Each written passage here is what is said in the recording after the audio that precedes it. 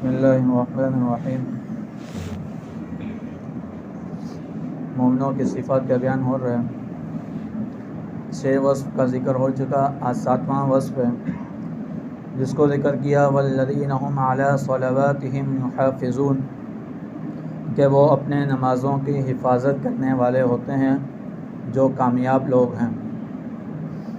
اب اس آیات کے شروع میں بھی نماز کا ذکر کیا اور آخری وصف بھی وہ بھی نماز پر بھی ختم کیا۔ اس سے ایک تو نماز کی اہمیت کی طرف اشارہ ہے اور ایک نماز کی فضیلت کی طرف ہے کہ کامیاب وہی ہیں جو نمازوں کی پابندی کرتے ہیں، جن کی نمازوں میں خشوع خضوع ہوتا ہے، یہی لوگ کامیاب ہیں۔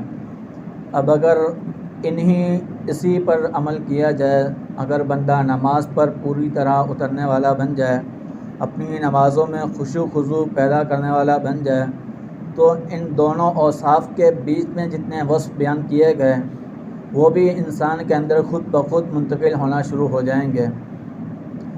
شروع آیات میں ذکر کیا، صلاۃ کا لفظ تھا کہ صرف مفرد ذکر کیا تھا، واحد ذکر کیا گیا، اور جو آخر میں ذکر کیا وہ جمع کا ذکر کیا، یعنی کہ نمازوں کی طرف، جو اپنی نمازوں کی حفاظت کرتے ہیں۔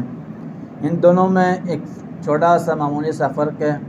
پہلے والے میں جو صرف لفظ نماز ذکر کیا وہ جنس نماز کی طرف اشارہ ہے، یعنی کہ کسی بھی قسم کی نماز ہو ان کی نمازوں میں خشوع خضوع لازمی ہوگا۔ جو آخر میں صلاۃ جمع کا ذکر کیا اس کے اشارہ ہے کہ جتنی بھی نمازیں ہیں ہر نماز کو وہ اپنے وقت پر ادا کرنے والے ہیں۔ اس میں یہ چیز بھی ذاکر ہے کہ وہ نمازوں کو اپنے اوقات پر ادا کرتے ہیں۔ نمازوں کو اوقات پر ادا کرنے کا مطلب جو نمازیں جس وقت کے لیے فرض ہوئی ہیں ان کو اپنے اوقات پر ہی وہ ادا کرتے ہیں، اپنے وقت سے نکال کر ٹال مٹول کر کے وقت نکال کر پھر ادا نہیں کرتے، بلکہ جو وقت جس نماز کے لیے مقرر ہے اسی وقت پر ادا کرتے ہیں۔ حضرت عبداللہ بن عباس رضی اللہ تعالی عنہما نے حضور اکرم صلی اللہ علیہ وسلم سے ایک بار ارشاد فرمایا، یا رسول اللہ کے ہاں سب سے محبوب عمل کون سا ہے؟ تو حضور اکرم صلی اللہ علیہ وسلم نے ارشاد فرمایا، الصلاۃ علی وقتہا، نماز کو اپنے وقت پر ادا کرنا یہ اللہ کے ہاں سب سے محبوب عمل ہے۔ پھر دوسری جگہ ذکر کیا کہ اگر کوئی نماز کو اپنے وقت پر ادا نہ کرے تو اس کے لیے کیا حکم ہے، تو اس کی کیا سزا ہے؟ میں کہ جو نماز کو بلا وجہ اپنے وقت سے نکال کر پھر ادا کرتا ہے، یعنی کہ قضا نماز ادا کرتا ہے، کوئی وجہ نہیں ہے بس سستی کی وجہ سے، فرمایا اس کے لیے جتنی سزا ہوگی اس کے سال 2,88,00,000 سال اس کو سزا ہوگی، جو نماز کو بلا کسی وجہ کے وہ قضا کرتا ہے۔ یہ نماز کے قضا کرنے کی یہ سزا ہے جو 2,88,00,000 سال کے برابر ہے۔ قیامت کے دن ایک دن بھی 1,000 سال کے برابر ہوگا۔ پھر یہ جو سزا ہے 2,88,00,000 سال کے برابر ہے، وہ کتنی بڑی سزا ہوگی۔ یہ صرف نماز قضا کرنے کی ہے، جو نہیں پڑھتا وہ تو اس سے کہیں زیادہ بڑا گناہگار ہے، اس کی سزا کتنی بڑی ہوگی ہم دنیا میں تو اندازہ بھی نہیں لگا سکتے۔ اور اس میں نماز کے حفاظت کرنے میں اس کا دوسرا ہے کہ نمازوں کو اپنے وقت پر ایک تو ادا کرنا، پھر نمازوں کو اپنے آداب کے ساتھ بجا لانا، نمازوں کے جو آداب ہیں ان کو اپنے آداب کے ساتھ پورا کرنا۔ نماز کے کیا آداب ہیں؟ جسم کا پاک ہونا، اس میں کپڑوں کا پاک ہونا، جس جگہ پر نماز پڑھی جا رہی ہے وہ جگہ بھی پاک ہو، اور جس جگہ پر پڑھی جا رہی ہے اس کے اوپر اگر کوئی کپڑا وغیرہ کوئی جائے نماز وغیرہ ہے وہ بھی پاک ہو، یہ ساری چیزیں پاک ہوگی، یہ نماز کے آداب میں داخل ہے، پھر اس کی نماز قابل قبول ہے۔ اگر اس کا کہیں جسم پاک نہیں ہے یا اس نے جو کپڑے پہنے ہوئے ہیں وہ پاک نہیں ہے، یا جس جگہ پر وہ نماز پڑھ رہا ہے وہ پاک نہیں ہے، تو ایسے نماز کی حفاظت نہیں اس کو کہا جائے گا، بلکہ یہ اپنے نماز کو ضائع کرنے والا ہوگا۔ پھر آگے ذکر کیا کہ نماز کو ارکان کے ساتھ ادا کرنا، ان کے تعدیل ارکان کے ساتھ۔ تعدیل ارکان کا مطلب کہ نماز کو اپنے پورے اہتمام کے ساتھ، اس کے ہر رکن کو اپنے قرار کے ساتھ پھر ادا کرنا۔ ایک صحابی رسول صلی اللہ علیہ وسلم تشریف لائے اور حضور اکرم صلی اللہ علیہ وسلم کو آ کر سلام عرض کیا۔ حضور اکرم صلی اللہ علیہ وسلم نے سلام کا جواب دیا اور فرمایا کہ فرجی فصلی فإنک لم تصلی۔ وہ صحابی آئے تھے، مسجد میں داخل ہوئے تھے، نئے نئے صحابی تھے، نیا نیا اسلام قبول کیا تھا، اور امت کو ایک سکھانا بھی مقصود تھا کہ آنے والی امت اس واقعے سے سیکھے بھی، سبق سیکھے۔ اس کی طرف اشارہ تھا۔ وہ صحابی مسجد میں تشریف لائے، انہوں نے آ کر نماز عرض کی، ایک جگہ پر نماز ادا کی، اور حضور اکرم صلی اللہ علیہ وسلم ایک گوشہ میں تشریف فرما تھے، دیکھا کہ وہ صحابی نماز ادا کر رہے ہیں۔ وہ صحابی جب نماز سے فارغ ہو کر حضور اکرم صلی اللہ علیہ وسلم کے پاس تشریف لائے، آ کر سلام عرض کیا۔ حضور اکرم صلی اللہ علیہ وسلم نے سلام کا جواب دیا اور فرمایا کہ فرج فإنک لم تصلی، یعنی کہ تم لوٹ جاؤ، جا کر دوبارہ نماز ادا کرو، تم نے نماز نہیں پڑھی۔ وہ صحابی رسول جاتے ہیں، دوبارہ سے نماز ادا کرتے ہیں، پھر سے تشریف لاتے ہیں، پھر سے سلام کرتے ہیں، پھر سے جواب ملتا ہے، پھر سے حضور اکرم صلی اللہ علیہ وسلم یہ ارشاد فرماتے ہیں فرج فإنک لم تصلی، یعنی کہ آپ جاؤ، آپ نے نماز ادا نہیں کری، پھر سے نماز پڑھو۔ وہ صحابی رسول پھر جاتے ہیں، تیسری بار پھر یہی معاملہ ہوتا ہے، تو وہ فرماتے ہیں کہ اے رسول اللہ صلی اللہ علیہ وسلم، مجھے نماز کا طریقہ نہیں آتا، آپ مجھے نماز سکھا دیں، نماز کیسے پڑھنی ہے۔ تو حضور اکرم صلی اللہ علیہ وسلم نے ارشاد فرمایا پہلے اچھے طریقے سے وضو کیا جائے، اطمینان کے ساتھ وضو کرے، قبلہ کی طرف رخ کر کے اللہ اکبر کہہ کر نیت باندھ لے، اور اس طریقے سے قیام میں ایسا کھڑا ہو کہ اس کا بدن قرار پا جائے، کہ قیام کی حالت میں اس کا ہر جز اپنی جگہ پر قرار پکڑ لے۔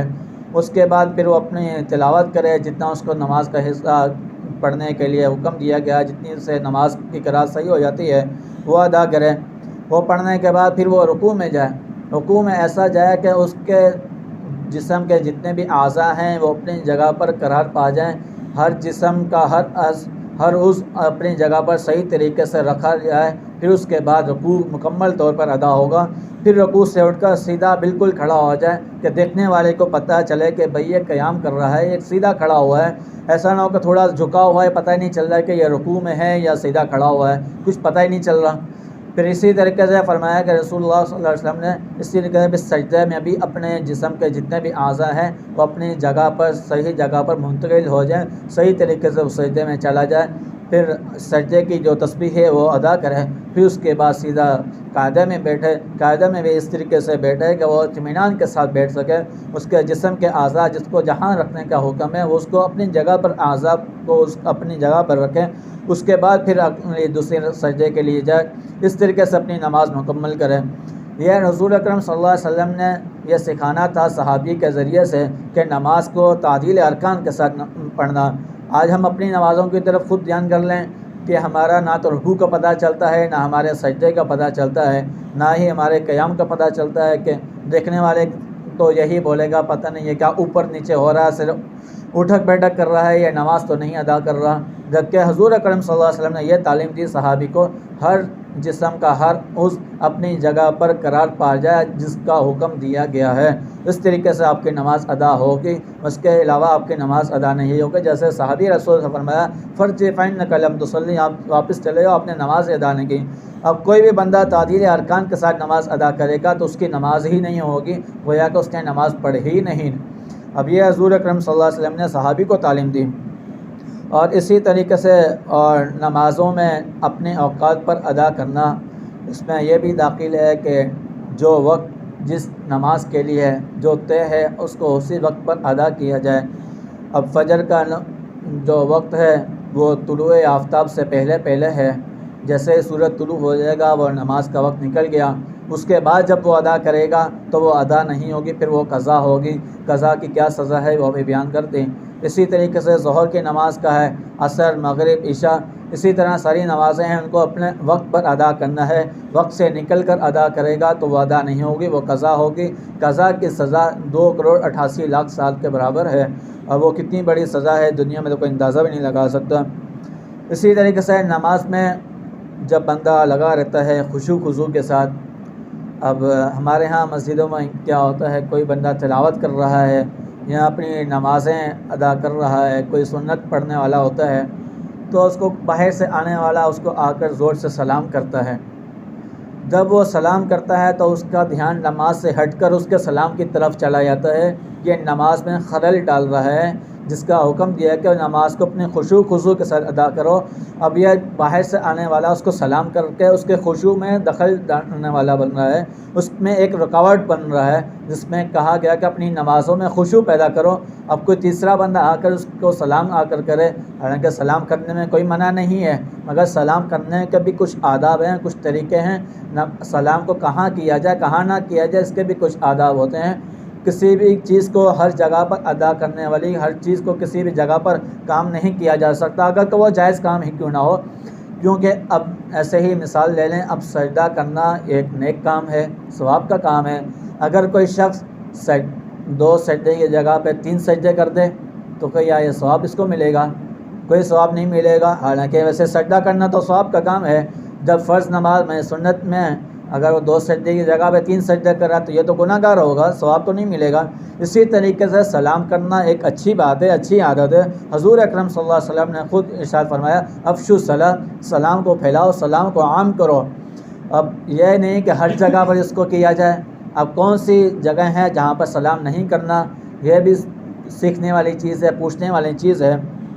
اب جب مسجد میں داخل ہوتے ہیں, کوئی بندہ تلاوت کر رہا ہے, کوئی نماز پڑھ رہا ہے, کوئی سنتیں ادا کر رہا ہے, اس کو آ کر اگر سلام کرے گا تو اس کے اس ذکر میں, اس کو اذکار میں اور اس کی نماز میں یہ خلل پیدا ہوگا.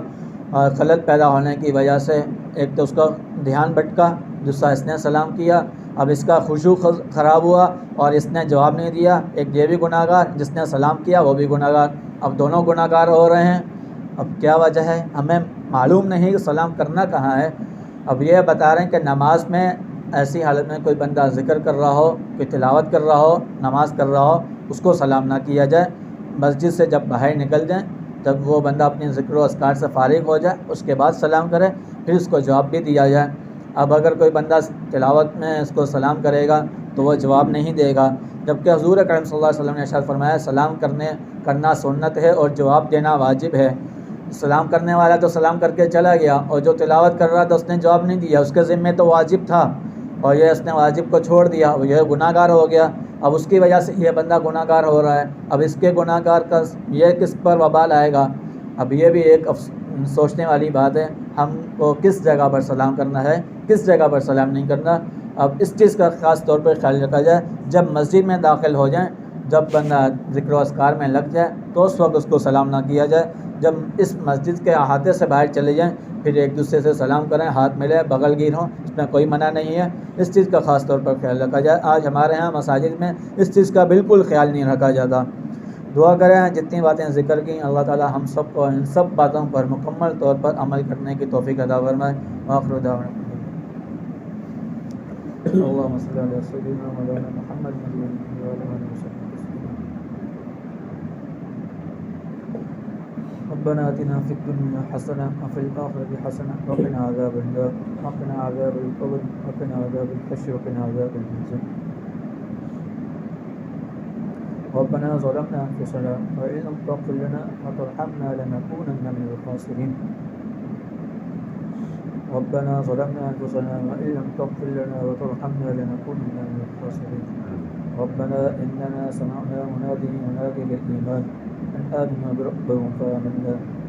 ربنا فاغفر لنا ذنوبنا وكفر عنا سيئاتنا وتوفنا مع الأبرار. ربنا ولا تحملنا ما لا طاقة لنا به واعف عنا واغفر لنا وارحمنا أنت مولانا فانصرنا على القوم الكافرين. ربنا آتنا في الدنيا حسنة وفي الآخرة حسنة وقنا عذاب النار وقنا عذاب القبر وقنا عذاب الحشر وقنا عذاب الميزان.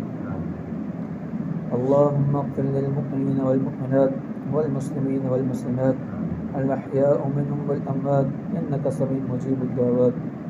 اللهم ألف بين قلوبنا وأصلح ذات بيننا واهدنا سبل السلام ونجنا من الظلمات إلى النور.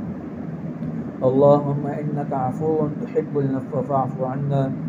اللهم إنك عفو تحب العفو فاعف عنا يا غفور يا غفور. اللهم أجرنا من النار. اللهم أجرنا من النار. اللهم أنت السلام ومنك السلام تبارك يا ذا الجلال والإكرام. ربنا تقبل منا إنك أنت السميع العليم وتب علينا إنك أنت التواب الرحيم. وصلی اللہ تعالی علی خیر خلق محمد وعلی آلہ وصحبہ اجمعین آمین برحمتک یا رب.